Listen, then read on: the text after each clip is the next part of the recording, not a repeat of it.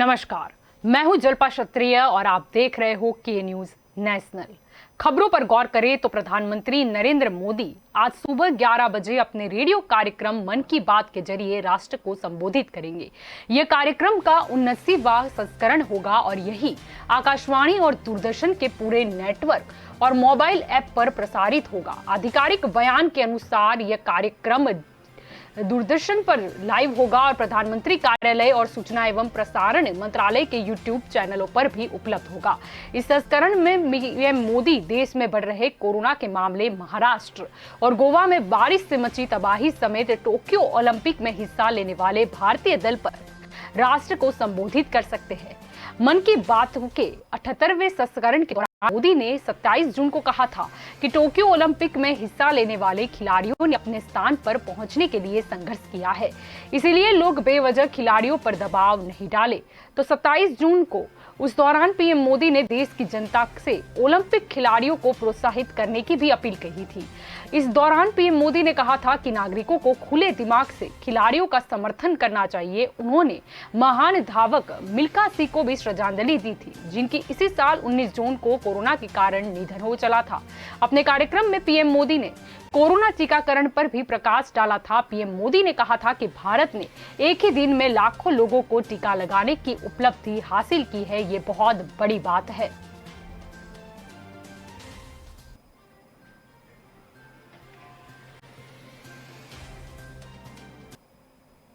बात करें कोरोना की तो कोरोना वायरस को लेकर एक बार फिर नए म्यूटेशन ने वैश्विक स्तर पर वैज्ञानिकों को चिंता में डाल दिया है। पिछले कुछ सप्ताह में अमेरिका के अंदर कोरोना के नए मामले मिले हैं और उन्हीं सभी में वायरस का डेल्टा 3 वेरिएंट मिला है, जो डेल्टा की तुलना में न सिर्फ सबसे ज्यादा फैलने की क्षमता रखता है, बल्कि वैक्सीन ले चुके या फिर संक्रमित हो चुके व्यक्तियों को फिर से संक्रमण की चपेट में भी ला सकता है। भारत में अभी तक डेल्टा 3 का कोई मामला सामने नहीं आया, लेकिन जीनोम सीक्वेंसिंग की निगरानी कर रहे इंसाकोंग समिति ने ये अलर्ट जारी कर दिया है। जानकारी के अनुसार अक्टूबर 2020 में महाराष्ट्र में सबसे पहले डबल म्यूटेशन मिला था, जिससे डेल्टा और कप्पा वेरिएंट भी बाहर आए थे। इसके बाद डेल्टा वेरिएंट से डेल्टा प्लस और AY2 नामक 2 और नए वेरिएंट मिले थे, लेकिन इनके अधिक मामले सामने नहीं आए। अब एक और डेल्टा 3 नामक वेरिएंट सामने आया है, जो अमेरिका के ज्यादातर राज्यों में मिला है। भारत में अभी तक एक भी केस नहीं मिला है। हाल ही में दिल्ली एम्स के निदेशक डॉक्टर रणदीप गुलेरिया ने कहा था कि हम वायरस के व्यवहार का आकलन नहीं कर सकते हैं, लेकिन ऐसा देखने को मिल रहा है कि पहले की तरह वायरस में म्यूटेशन आगामी महीनों में नहीं मिलेगा। उन्होंने ये दावा सीरो सर्वे के आधार पर किया था, लेकिन दूसरी ओर इंसाकोंग मानता है कि भारत की वर्तमान स्थिति को देखें तो अभी कोई नया म्यूटेशन नहीं मिला है, लेकिन अमेरिका और बाकी देशों पर गौर करें तो सतर्कता बहुत जरूरी है, क्योंकि भारत में मिला डेल्टा वेरिएंट अब तक दुनिया के 100 से भी ज्यादा देशों में फैल चुका है, वह भी तब जब अंतर्राष्ट्रीय स्तर पर आवागमन बंद था। इसीलिए वायरस के म्यूटेशन को लेकर कुछ भी स्पष्ट नहीं किया जा सकता।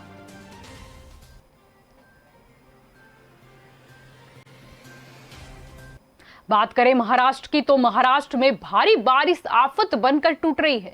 प्रदेश में पिछले 24 घंटे के दौरान भारी बारिश, भूस्खलन और बाढ़ से 112 लोगों की मौत हो गई है, जबकि 99 लोग लापता है। कोकण के रायगढ़ से सबसे ज्यादा तबाही की खबरें सामने आई है। जिलों में 3 स्थानों पर भूस्खलन की घटनाएं हुई थी। अकेले महाड़ के तलिए गांव में हुए भूस्खलन में अब तक 52 शव मिले हैं और 53 लोग लापता है। यहाँ 33 लोग गंभीर रूप से भी घायल हो चुके हैं। राज्य आपदा नियंत्रण कक्ष के अनुसार रायगढ़, रत्नागिरी, सांगली, सतारा, कोल्हापुर, सिंधुदुर्ग और पुणे में अब तक 112 शव मलबे से निकाले गए हैं, जबकि 53 लोग गंभीर रूप से घायल हैं। तलिए गांव के अलावा रायगढ़ जिले के पोलादपुर तालुका में सुतारवाड़ी में भूस्खलन से 5 की मौत और 1 लापता हुए हैं, जबकि 15 लोग घायल भी हो चुके हैं। वहीं केवलावली गांव में भी 5 लोगों की मौत हुई है और 6 लोग गंभीर रूप से जख्मी हो गए हैं। वशिष्ठी नदी पर पुल बह जाने के कारण चिपलून की ओर जाने वाला मार्ग पूरी तरह अवरुद्ध हो चुका है। मुंबई गोवा महामार्ग पर वाहनों की लंबी कतारें भी लग चुकी है। राज्य में भारी से आई आपदा में राहत बचाव के लिए एनडीआरएफ की 34 टीमें लगाई गई है, जिनमें से 8 टीमें मुंबई, पुणे और नागपुर में रिजर्व रखी गई है। इसके अलावा नौसेना की 7, एसडीआरएफ की 8, कोस्ट गार्ड की 3 और सेना की 6 टीमों समेत वायुसेना के हेलीकॉप्टरों की भी सेवा ली जा रही है। तो बाढ़ प्रभावित इलाकों में 59 वाट से लोगों को राहत भी पहुंचाया जा रहा है, जिनमें एनडीआरएफ की 48 और एसडीआरएफ की 11 बोट भी शामिल है।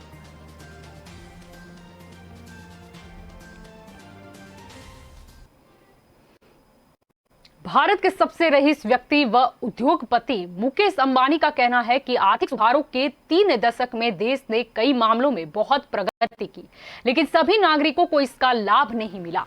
एक अखबार के कॉलम में अंबानी ने लिखा कि उदारीकरण के 30 वर्षों में भारत की अर्थव्यवस्था 10 गुना बढ़ चुकी है। उन्होंने कहा कि हम अभावों की अर्थव्यवस्था से आज सुलभता की अर्थव्यवस्था बन चुके हैं, लेकिन आने वाले वक्त में अर्थव्यवस्था को सभी के लिए समृद्धि लाने वाला बनाना होगा। उन्होंने उम्मीद जताई है कि 2047 तक भारत की अर्थव्यवस्था चीन व अमेरिका के समकक्ष खड़ी होगी। अंबानी ने लिखा है कि 1991 ने भारत को वह हिम्मत व दूरदर्शिता दी थी जिसने अर्थव्यवस्था की दिशा और निर्धारित तत्व तय किए थे। सरकार ने निजी क्षेत्र को अर्थव्यवस्था में वह निर्णायक भूमिका दी जो उसके पूर्ववर्ती 40 वर्षों तक सार्वजनिक क्षेत्र की थी।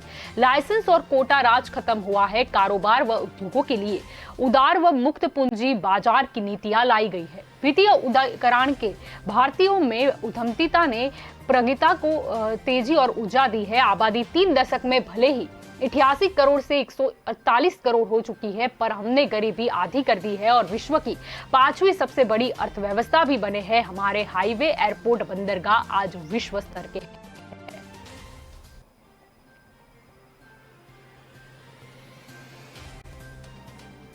सरकारी तेल कंपनियों की ओर से लगातार आज 8वें दिन भी पेट्रोल डीजल के दामों में कोई बढ़ोतरी नहीं हुई है। पिछले सप्ताह शनिवार के दिन डीजल की कीमत में कोई बदलाव नहीं हुआ था, जबकि पेट्रोल की कीमत 29 से 30 पैसे तक बढ़ी थी। इसके बाद से पेट्रोल डीजल के दाम नहीं बढ़े हैं। आज भी दिल्ली में पेट्रोल का दाम 101.84 रुपए, जबकि डीजल का दाम 79.87 रुपए प्रति लीटर है। मुंबई में पेट्रोल की कीमत 107.83 रुपए व डीजल की कीमत 97.45 रुपए प्रति लीटर है। कोलकाता में पेट्रोल का दाम 102.8 रुपए जबकि डीजल का दाम 93.02 रुपए लीटर है। वहीं चेन्नई में भी पेट्रोल 100 के पार है, तो वहां पेट्रोल 102.49 रुपए लीटर है और डीजल 94.69 रुपए लीटर है। बता दें कि प्रतिदिन सुबह 6 बजे पेट्रोल और डीजल की कीमतों में बदलाव होता है। सुबह 6 बजे से ही नई दरें लागू हो जाती है। पेट्रोल व डीजल के दाम में एक्साइज ड्यूटी, डीलर कमीशन और अन्य चीजों को जोड़ने के बाद इसका दाम लगभग 2 गुना हो जाता है। इन्हीं मानकों के आधार पर पेट्रोल रेट और डीजल रेट रोज तय करने का काम तेल कंपनियां करती है और डीलर पेट्रोल पंप चलाने वाले लोग भी करते हैं। वे खुद को खुदरा कीमतों पर उपभोक्ताओं के अंत में करों और अपने स्वयं के मार्जिन जोड़ने के बाद पेट्रोल बेचते हैं और पेट्रोल रेट और डीजल रेट में यह कॉस्ट भी जुड़ जाती है। वक्त हो चला है एक कॉमर्शियल ब्रेक का, लेंगे एक ब्रेक।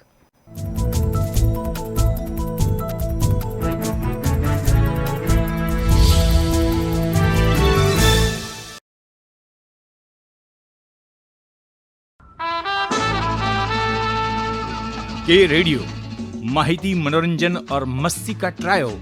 के रेडियो कहीं भी कभी भी, दिन हो मंगलमय से लेकर गुजरा हुआ जमाना तक का सफर। के रेडियो आप सुन रहे हो के रेडियो। जल्द शुरू हो रहा है के न्यूज की सुरीली भेंट।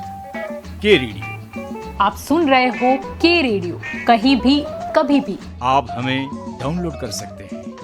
लाइक कीजिए, कमेंट कीजिए, सब्सक्राइब कीजिए और सुनिए के रेडियो, कहीं भी कभी भी। मैं हूँ आपकी आरजे जल्पा।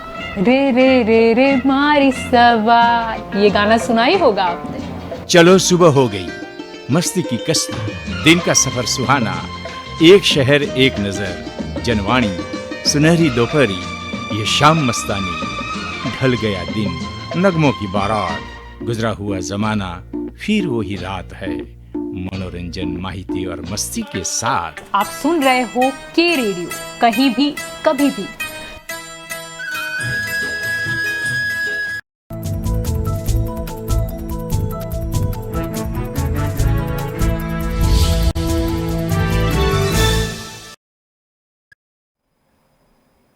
Welcome back. आगे खबरों की बात करें तो सूत्रों द्वारा प्राप्त जानकारी के अनुसार दिल्ली आपदा प्रबंधन प्राधिकरण ने दिल्ली मेट्रो बस डीटीसी बसों को 26 जुलाई से 100% क्षमता पर संचालित करने की अनुमति दी है। अधिकारियों ने इसकी जानकारी भी दी है। कोरोना महामारी के बढ़ते मामलों को देखते हुए अब सिर्फ 50% क्षमता के साथ ही संचालन की अनुमति थी। हालांकि मामलों की संख्या में गिरावट के साथ प्रतिबंधों में ढील दी गई है। अधिकारियों ने शनिवार को कहा कि भले ही दिल्ली मेट्रो को 100% क्षमता पर चलने की अनुमति दी गई हो, लेकिन किसी भी यात्री को खड़े होने की अनुमति नहीं होगी। इसके अलावा राष्ट्रीय राजधानी में 50% की क्षमता के साथ सिनेमाघर, थिएटर, मल्टीप्लेक्स को खोलने का भी निर्णय लिया गया है। साथ ही अब अंतिम संस्कार में 20 की जगह 100 लोग शामिल हो सकेंगे। इसी तरह विवाह समारोह में भी 50 की जगह 100 लोग शामिल हो सकेंगे। दिल्ली में स्पा खोलने की भी अनुमति दी गई है, लेकिन इसके लिए कुछ नियम भी तय किए गए हैं। अब स्पा में वही कर्मचारी काम कर सकेंगे जिन्हें कोविड-19 वैक्सीन की दोनों डोज मिल चुकी है।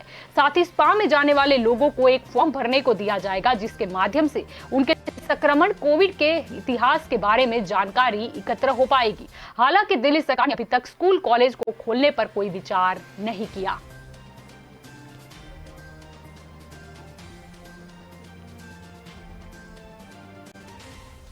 बात करें बड़ी खबर की तो पिछले 50 दिनों से भी ज्यादा वक्त से गायब स्वीटी पटेल की गुमशुदगी की सच्चाई आखिरकार आज अहमदाबाद क्राइम ब्रांच की जांच में सामने आ गई।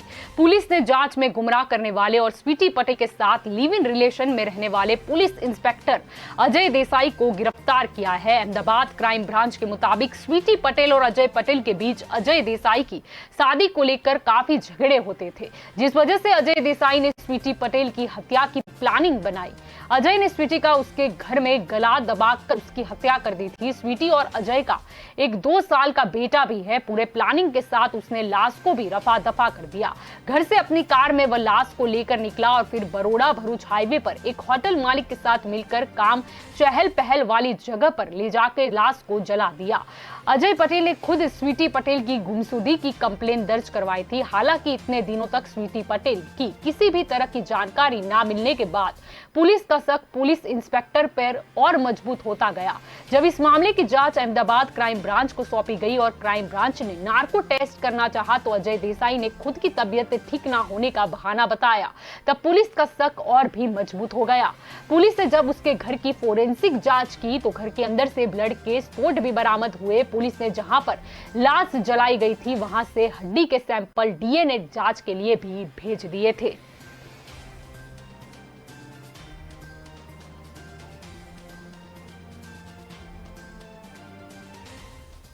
तेलंगाना के महबूबाबाद से तेलंगाना राष्ट्र समिति यानी कि टीआरएस की सांसद मलोथ कविता को 2019 के लोकसभा चुनाव के दौरान मतदाताओं को रिश्वत देने के आरोप में एक स्थानीय अदालत ने 6 महीने की कैद की सजा सुनाई है।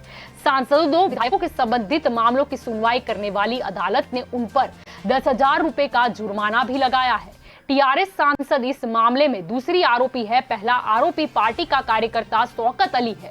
जज ने दोनों आरोपियों को 6 माह का साधारण कारावास और 10,000 रुपए जुर्माना भरने का निर्देश दिया है। पुलिस ने बताया कि यह मामला चुनाव अधिकारियों की शिकायत के बाद भद्राद्री कोटामगुड़े जिले के बर्ग पहामगढ़ से पुलिस ने दर्ज किया था। यह मामला उनके लिए वोट मांगने वाले पार्टी के कार्यकर्ता से संबंधित है।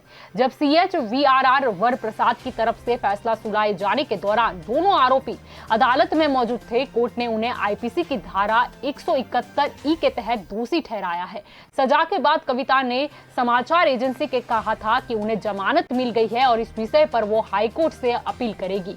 बता दें कि जब आरोपी शौकत अली पर मुकदमा चलाया गया तो उसने स्वीकार किया था कि उसने सांसद मलोथ कविता की तरफ से दिए गए पैसों को वोटरों को प्रभावित करने के लिए बांटा था।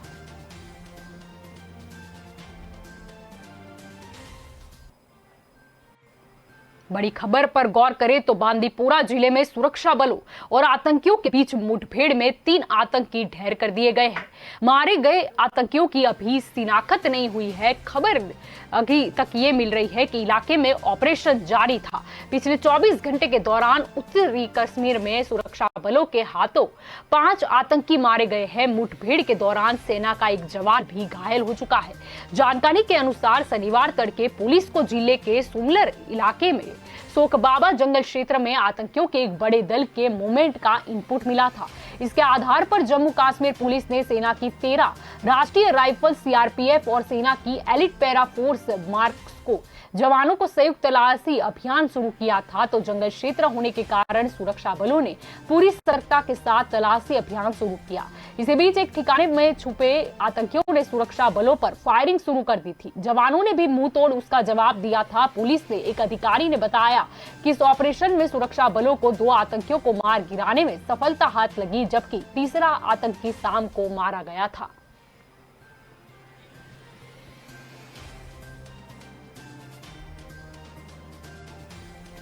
पश्चिम बंगाल की टीएमसी सरकार द्वारा 16 अगस्त को खेला हुए दिवस के तौर पर मनाए जाने पर भारतीय जनता पार्टी ने कड़ी आपत्ति जताई है। भाजपा की बंगाल यूनिट ने शनिवार को कहा था कि साल 1946 में इसी तारीख पर मुस्लिम लीग ने डायरेक्ट एक्शन डे की घोषणा की थी, जिसके चलते हुए दंगों में कई लोग मारे गए थे। भाजपा प्रदेश अध्यक्ष दिलीप घोष ने संवाददाताओं को बताया कि बंगाल को भारत से जोड़ने में जनसंघ के संस्थापक श्यामा प्रसाद मुखर्जी के योगदान की याद में हर साल की तरह ही भाजपा इस बार भी 16 अगस्त को बंगाल बचाओ दिवस के तौर पर ही मनाएगी। हालांकि टीएमसी का कहना है कि उसकी सरकार ने 40 साल पहले कोलकाता में एक फुटबॉल मैच के दौरान मारे गए प्रशंसकों की याद में इस दिन को मनाने का एक ऐलान कर दिया है। टीएमसी ने आरोप लगाया है कि भाजपा अब इस तारीख को नफरत फैलाने के लिए इस्तेमाल कर रही है।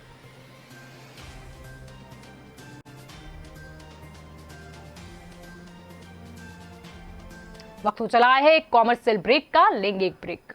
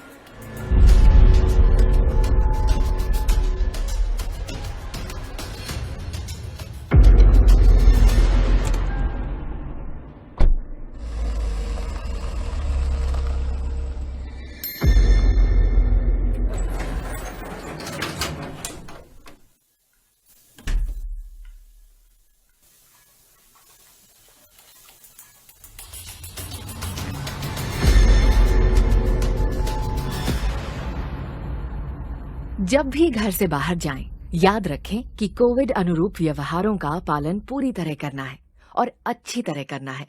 यानी मास्क पहनकर रखें, दूसरों से कम 2 गज की दूरी बनाकर रखें और समय समय पर हाथ साफ करें ताकि हम और हमारा परिवार कोरोना से बचा रहे।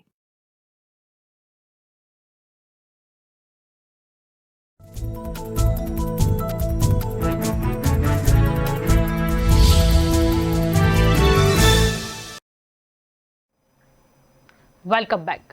बात करें कर्नाटक की, तो कर्नाटक में लगातार हो रही मूसलाधार बारिश की वजह से लोगों का जनजीवन अस्त व्यस्त हो गया है। सड़कों पर पानी भर जाने के कारण लोगों को आने जाने में परेशानियों का सामना करना पड़ रहा है। मीडिया रिपोर्ट के अनुसार कर्नाटक राज्य में बारिश के दौरान भूस्खलन और बाढ़ के कारण 9 लोगों की मौत हो गई है और 3 लोग लापता बताए जा रहे हैं, जिनकी तलाश अभी जारी है। तटीय इलाकों, मलनाड और अंदरूनी क्षेत्रों में मूसलाधार बारिश की वजह से बाढ़ जैसे हालत बन गए हैं और भूस्खलन भी काफी हुए हैं। जानकारी के अनुसार निचले इलाकों से 31,360 लोगों को सुरक्षित स्थानों तक पहुंचाया गया है, जबकि 22,417 लोग कर्नाटक सरकार की ओर से खोले गए 237 राह शिविरों में जा रहे हैं। कर्नाटक आपदा प्रबंधन प्राधिकरण की तरफ से शेयर किए गए आंकड़ों के मुताबिक 45 तालुका के 283 गांवों में भारी बारिश की वजह से 36,498 लोग प्रभावित हुए हैं।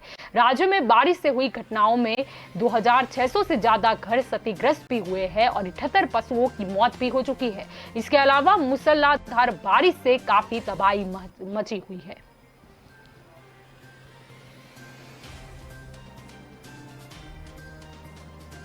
कर्नाटक में नेतृत्व परिवर्तन की अटकलों के बीच मुख्यमंत्री बीएस येदियुरप्पा के बेटे और कर्नाटक बीजेपी के उपाध्यक्ष बीवाई विजेंद्र ने अचानक दिल्ली के दौरे पर वो चले गए हैं। मुख्यमंत्री बीएस येदियुरप्पा की दूसरी वर्षगांठ की पूर्व संध्या पर सभी की निगाहें भारतीय जनता पार्टी के आला कमान पर है। येदियुरप्पा ने संकेत दिया है कि वो रविवार को केंद्रीय नेताओं से एक मैसेज की उम्मीद कर रहे हैं। अनुमान लगाया गया है कि मैसेज में उन्हें पद छोड़ने के लिए कहा जाएगा।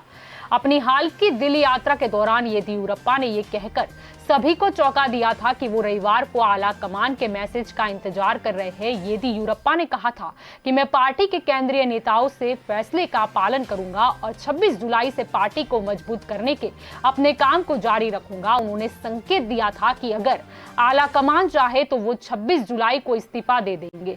साथ ही येदियुरप्पा केंद्रीय नेतृत्व से अपने बेटे और कर्नाटक बीजेपी के उपाध्यक्ष बीवाई विजेंद्र के लिए उचित स्थान की मांग कर रहे हैं। इसी के लेकर विजेंद्र आज अचानक से दिल्ली के दौरे पर है। लिंगायत समुदाय पर काफी अच्छी पकड़ वाले येदियुरप्पा ने स्पष्ट रूप से संकेत दिया है कि पार्टी आला कमान के फैसले का वो पालन करेंगे। तो वहीं रविवार को लिंगायत समुदाय के संतों का एक वर्ग अपनी ताकत भी दिखाएगा।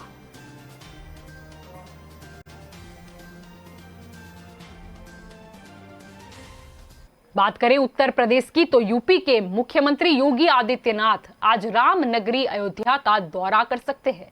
सीएम योगी आदित्यनाथ आज दोपहर 12:45 पर अयोध्या पहुंचने वाले की संभावना है। अयोध्या पहुंचकर योगी सबसे पहले निर्माणाधीन दशरथ मेडिकल कॉलेज का निरीक्षण करेंगे।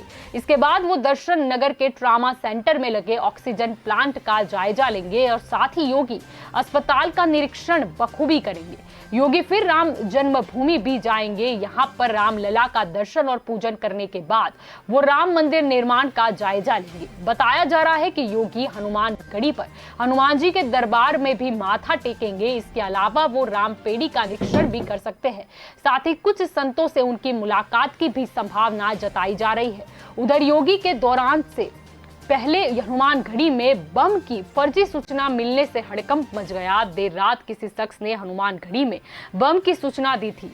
पुलिस ने मंदिर परिसर को खाली करवाकर तलाशी ली थी, लेकिन कुछ भी नहीं मिला। पुलिस ने बम की सूचना देने वाले आरोपी को गिरफ्तार कर लिया है। आरोपी ने शराब के नशे में बम की सूचना दी थी। अधिकारियों ने बताया कि पुलिस नियंत्रण कक्ष के नंबर 112 पर रात 9 बजे ये फोन किया गया था और बम की खबर के बाद पुलिस में हड़कंप मच गया था।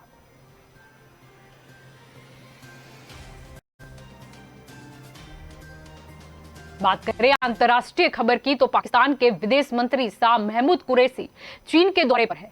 कुरैशी ने शनिवार को चीन के विदेश मंत्री वांग यी से मुलाकात की थी। इस दौरान दोनों देशों ने अपने रणनीतिक संबंधों को मजबूत करने पर जोर दिया था। कुरैशी ने एक बार फिर कश्मीर का राग भी अलापा।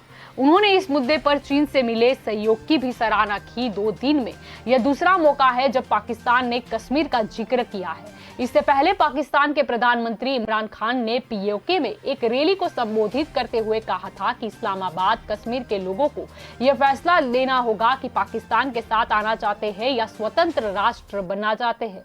एजेंसी के मुताबिक दोनों नेताओं की बातचीत के बाद साझा बयान जारी किया गया है। इसमें कहा गया है कि दोनों देशों ने इस बात पर जोर दिया है कि शांतिपूर्ण, स्थिर, सहकारी और समृद्ध दक्षिण एशिया सभी देशों के हित में है। कुरैशी और वांग के बीच यह बातचीत चीन के चेगंदू शहर में हुई थी। इस बातचीत में पाकिस्तान की ओर से ISI director general lieutenant Faiz Hamid भी शामिल हुए थे। बातचीत के दौरान कुरैशी ने कश्मीर का मुद्दा उठाया था। कुरैशी ने ट्वीट कर भी कहा था कि शांतिपूर्ण, स्थिर एवं समृद्ध दक्षिण एशिया के लिए एक समान नजरिया साझा किया जाए। कश्मीर को लेकर चीन के दृढ़ समर्थन की तारीफ भी उन्होंने की। साथ ही यह भी दोहराया कि कश्मीर विवाद का हल संयुक्त राष्ट्र के नियमों, सुरक्षा परिषद के संबंधित प्रस्तावों और द्विपक्षीय समझौते के जरिए होना चाहिए। एक तरफा कार्यवाही का विरोध होना चाहिए।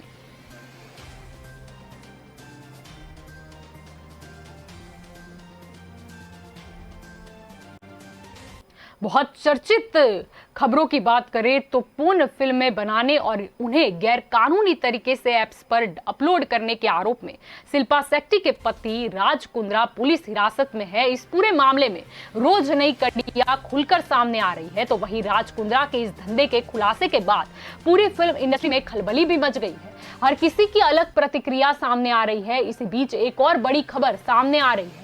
हाल ही में मुंबई पुलिस ने अभिनेत्री गहना वशिष्ठ सहित 3 लोगों को पूछताछ के लिए समन भेजा है। मुंबई पुलिस द्वारा तलब किए गए इन लोगों से आज इस पूरे गिरोह के बारे में सवाल किए जाएंगे। वहीं बीते दिनों पूनम पांडे ने राज कुंद्रा पर आरोपों के बाद गहना वशिष्ठ भी उनके बचाव में खड़ी हो गई थी।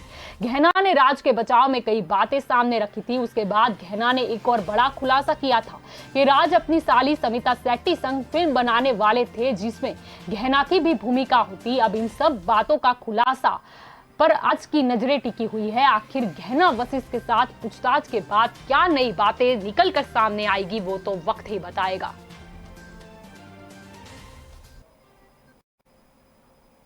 तो खबरों में अभी बस इतना ही। ज्यादा जानकारी के लिए आप जुड़े रहे के न्यूज़ के साथ। नमस्कार।